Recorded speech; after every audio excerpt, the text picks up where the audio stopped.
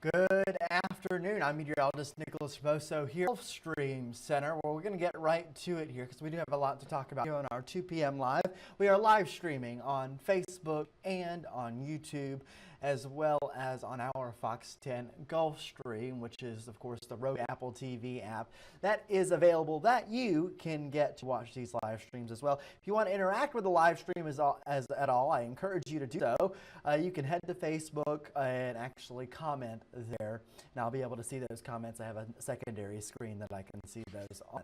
So we're starting with the tropics. As you can clearly see, we've had Alberto already, and the tropics are getting active. The latest 1 p.m. Central Time update from the National Hurricane Center has a lot on the board. And we have a couple areas that have, or one area I should say, that has a pretty significant chance of development, near certain, around 100% there. So to break these down, we have 3 areas of interest. One of them is designated as Invest 94L. That's that little yellow X you see there. That is going to track across the Yucatan Peninsula and the southwestern Gulf of Mexico. Development chances are generally low with this one. It's not in this favorable environment. However, 94L, which right now currently located in the Western Caribbean, crossing the Yucatan, the southwestern Gulf, will likely go into Mexico and produce heavy rain along that corridor. That is going to be the main impact from that storm. That's pretty much the deal with that one. Then we have Invest 95. That is the more significant one. That's the one with the 100% chance, near 100% chance of developing. It's likely that that storm will be designated as a depression or storm later today, if not very, very soon. So that one's going to move into the Caribbean eventually, and that is going to be one to watch. It has the potential to strengthen. It's in a more favorable environment. Then also one on its tail that we will be watching as a 30% chance of development in the next 7 days. How unusual is it to see development like this at this time of year? Well, let's understand. Right now, yes, everything is pretty active because we have an unfavorable environment way out there in the Atlantic. It's not typically this favorable. Typically, we're dealing with lots of Saharan dust. We are dealing with Saharan dust right now. So that's going to be something that those storms have to fight, but it is not anything super significant. And then we are also dealing with a little bit of wind shear, but there's less wind shear out there than what we typically see. I have this pulled up. This is typically where we see tropical track, tropical systems in July, those blue areas and those green areas. And you can see that the Lesser Antilles are highlighted there. I'll highlight that out. It's a development area that we sometimes see more towards late July, but it is something that we see. So it is interesting to see this at the end of June. For sure. And the sea surface temperatures are very warm. Here they are. This thing's going to be moving into the Caribbean, where we have our temperatures at around 85 degrees Fahrenheit, which is healthy for a tropical system to take advantage of. The depth water is also rather significant. Anywhere you see that kind of greenish yellow, well, the color, yeah, there's enough deep water there, but the yellow color, that's significant. Deep water there, deep, warm water that the storm can take advantage of. So the environment is there, background environment is there for potential development as 95L moves across the Caribbean. But first, let's talk about 94L. You can see closest to the Yucatan Peninsula now, very weak, kind of broad low pressure system, messy thunderstorms. We'll see if it consolidates southwestern Gulf of Mexico, but it's fighting some things right now. So once again, the main impact with this system will be heavy rain. Belize, all the way up to Cozumel, they're going to be dealing with heavy rain there. All the way across the Yucatan Peninsula and into coastal Mexico there. The current pattern does not suggest that this thing will move north. Right now, I'll show you this in a bit. We have a ridge of high pressure in place. There's no way this thing moves north. Confident in this track that it moves across the Yucatan this weekend and into the back half of the weekend. We'll be watching it emerge into the Gulf of Mexico. That is where it has a small chance to develop. It could be a depression. It could be a storm. Regardless of development, lots of rain for Mexico. Let's talk about a big one in the room. This is Invest 95L. Near certain chance of development, looking rather healthy on satellite. In fact, in the last few frames, this is kind of an interesting, I'll take it full so y'all can see that. in the last few frames, you can actually see a little bubble of some of these darker colors in the middle there. In fact, it goes white for a second on that satellite. That is some strong thunderstorms developing kind of near the center of this thing. That X is a little bit removed of where the center is currently. But still, definitely this thing could become a tropical depression, a tropical storm, if it's not already. It's pretty close to that state at this time. Let's zoom into it on our visible satellite. And we're starting to lose sunlight there, but you can clearly see what we have here. We have some wind out of the south here on the eastern side. You can see that we have wind at the surface out of the east.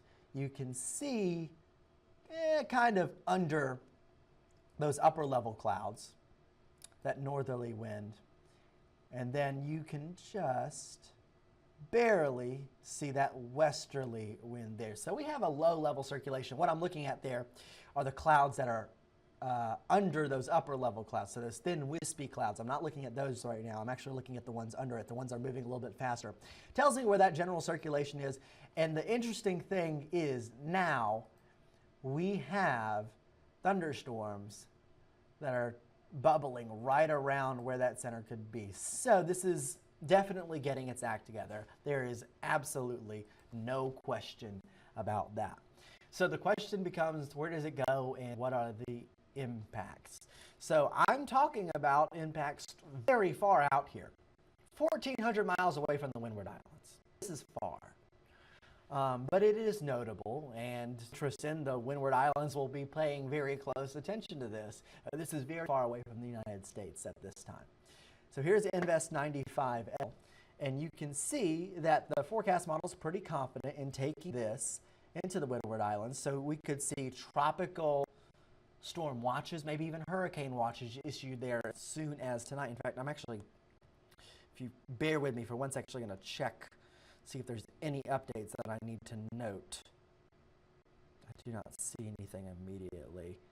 This is a rather quick evolving situation with this system. And in fact, I think we do have an update. So let's look at that real quick. Doing this in live time right now. And it looks like we have the update for Tropical Depression 2 maybe.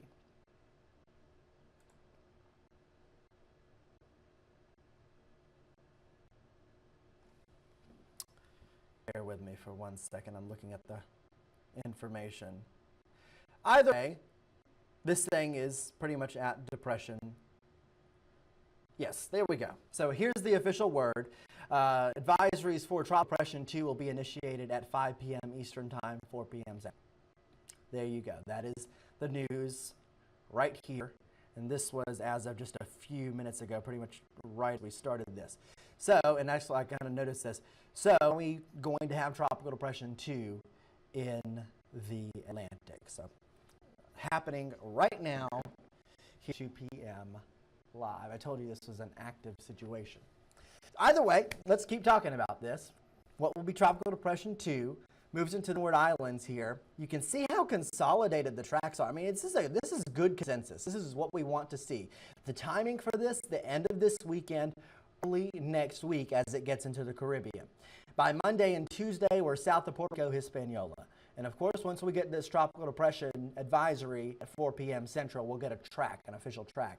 But I can go ahead and tell you the track is going to look something like that.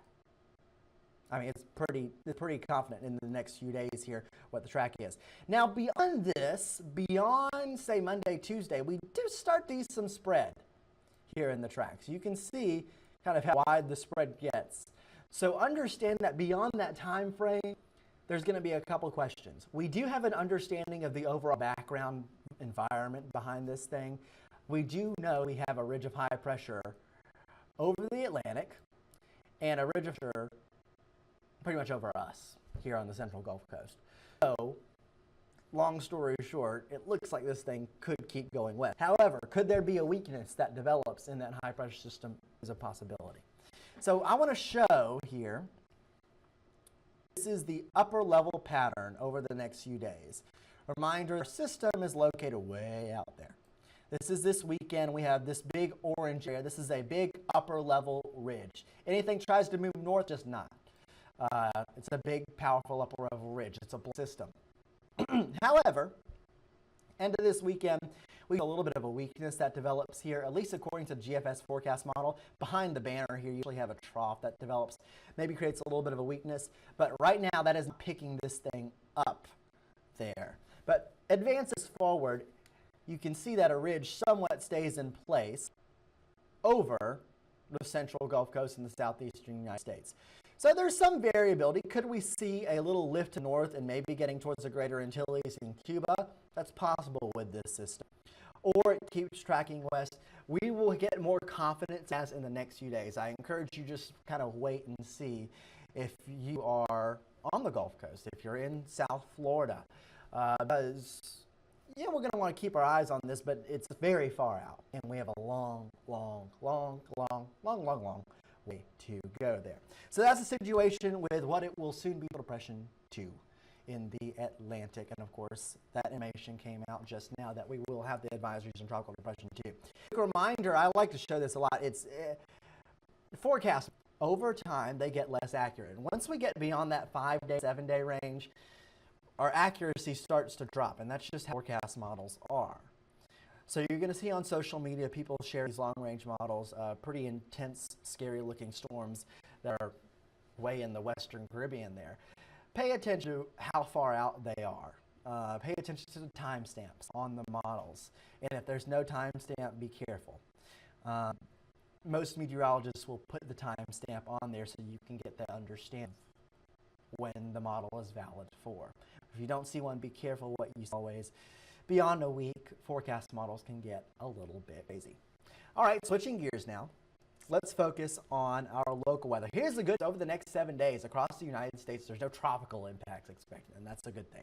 We have some dry air aloft right now, but that is not stopping the showers and thunderstorms from developing, much like it did yesterday. We have quite a few showers. A little bit of a trough that was over our area. Now that is kind of closed off. We just have a weakness that is associated with some dry air there. And darker black color, that's where the dry area is. But you see all these bubbles of white, that is the thunders that are developing across the southeast right now. It's actually a pretty impressive picture on our satellite. You can see all these little puffy cumulus clouds and then the development of rain, of course the radar picking up that. Showers and thunderstorms that are there. To our local area, you can see over the past little bit we have had an increase, a quick increase in showers and thunderstorms. Most of this north of Interstate 10. This is the sea breeze. That sea breeze blows inland. We get storms that fire along the sea breeze. And then inland, it's just kind of a show of where collisions of the boundaries happen. A lot of these thunderstorms, they drop out cool air, and then it collides with another boundary dropping cool air, and we get a bubbling effect. It's like a boiling pot, essentially. So that's what we see a single summertime afternoon. This is the perfect setup for it, and we are getting plenty of showers and thunderstorms around out there at this time. See here, all of our live cameras. Orange Beach looking great. You're all on the coast. The breeze is already pushed up. D'Iberville, Mississippi, same thing, almost sunny skies. We have seen improvement. That is because we had a thunderstorm earlier, and now it's like the energy out of our atmosphere. You can see some clouds off in the distance from our Navigator Credit Union camera. Here's Daphne. You can see 79 degrees. That's not bad. That's because of the cooling shower that we had earlier. Mobile is sitting at 86, so still hot and humid, but we did have a rain shower earlier. Live radar does show all those showers inland. We'll take a brief tour. By the way, if you're watching on Facebook and you're getting rain, please let me know. I still have Facebook chat pulled up here. Taking a tour of where it's what's happening. Let's go to Clark County. We'll start off here. Places like Jackson, Grove Hill, Highway 84 here, dealing with some rain, also along 43. Here's Grove Hill in the center of your rain. Suggsville, slight rain right now. Same thing for Zimco. These are kind of downpours, so some light rain in spots. Those kind of big raindrops. If you're driving along, you get the big raindrops.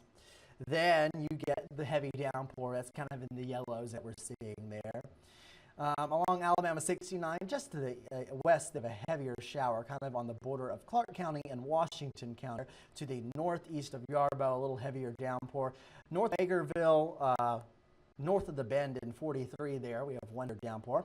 Along 43 moving south, we are in Washington County, McIntosh, a little bit of rain. A lot of this is pretty slow moving. I'll put this into motion over the last hour real quick and you can see not much.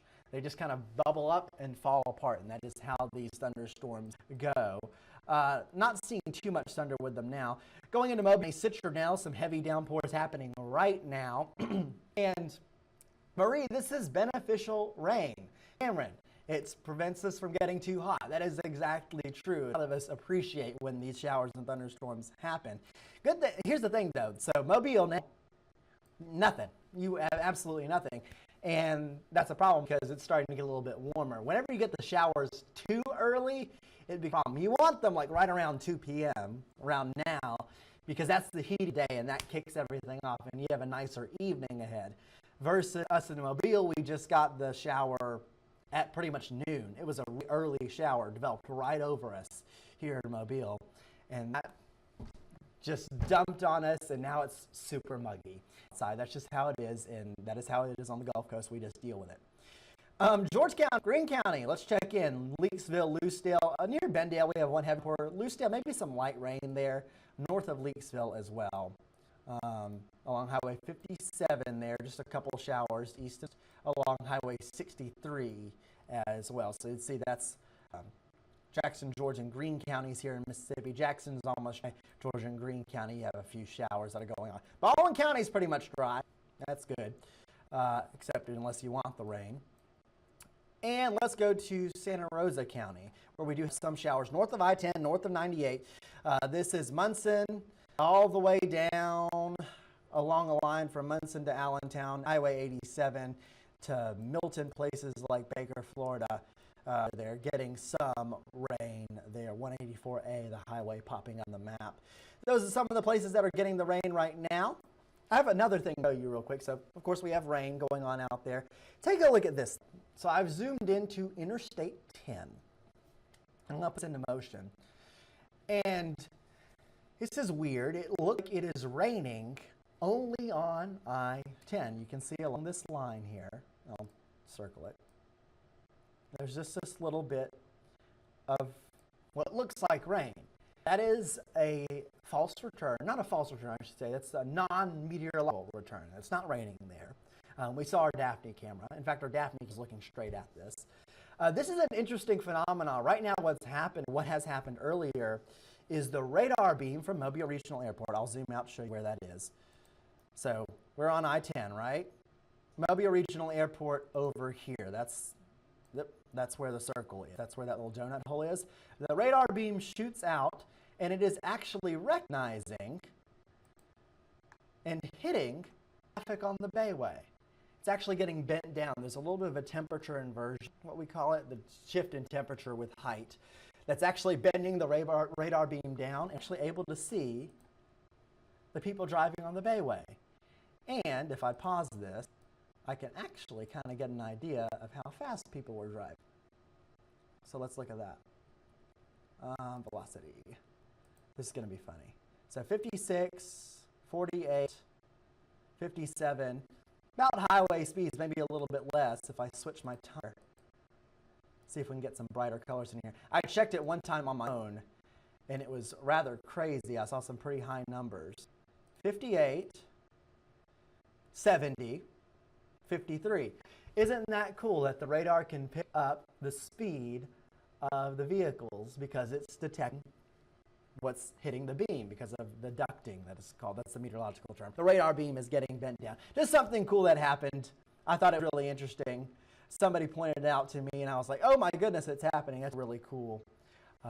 Really cool thing that happened on radar today. All right, let's get out of that. We're going to talk a little bit about what's happening the rest of this, and then we're going to get a long-range forecast. Showers are sticking around if you're along the coast. You're mainly dry through the evening hours. Highway 84 corridor, you can have showers as late as 9, 10 p.m. And then continuing on here, what is this? More showers come in overnight.